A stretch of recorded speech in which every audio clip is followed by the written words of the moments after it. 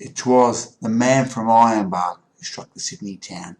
He wandered over street and park, he wandered up and down. He loitered here, he loitered there, till he was like to drop. Until at last, in sheer despair, he sought a barber shop. Here, shave my beard and whiskers off. I'll be a man of mark. I'll go and do the Sydney top way up home in IronBark.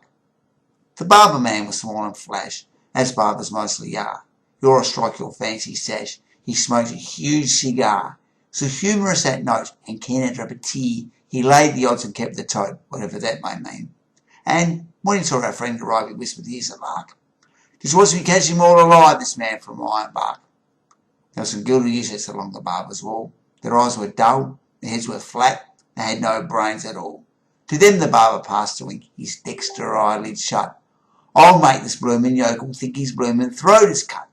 And, as he choked and rubbed it in, he made a rude remark. "I suppose the flats are pretty green up there in IronBark." A grunt was all the reply he got, then shaved the bushman's chin, then made the water boiling hot and dipped the razor in. He raised his hand, his brow grew black. He paused a while to bloat, then slashed the red-hot razor's back across his victim's throat.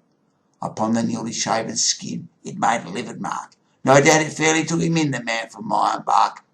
He made a wild-up country yell, might wake the dead to hear, although he knew quite well his throat was cut from ear to ear.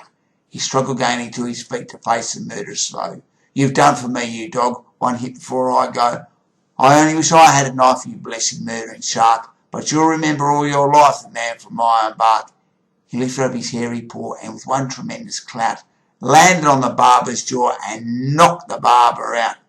He set to work with tooth and nail. He made the place a wreck. He grabbed the nearest gilded youth and tried to break his neck, and all the while his throat he held to save his vital spark. "And murder, bloody murder," yelled the man from IronBark.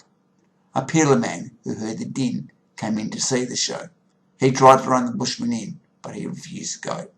And when at last the barber spoke and said, "It was all in fun, just a harmless little joke, a trifle overdone." "A joke," he cried. "By George, that's fine.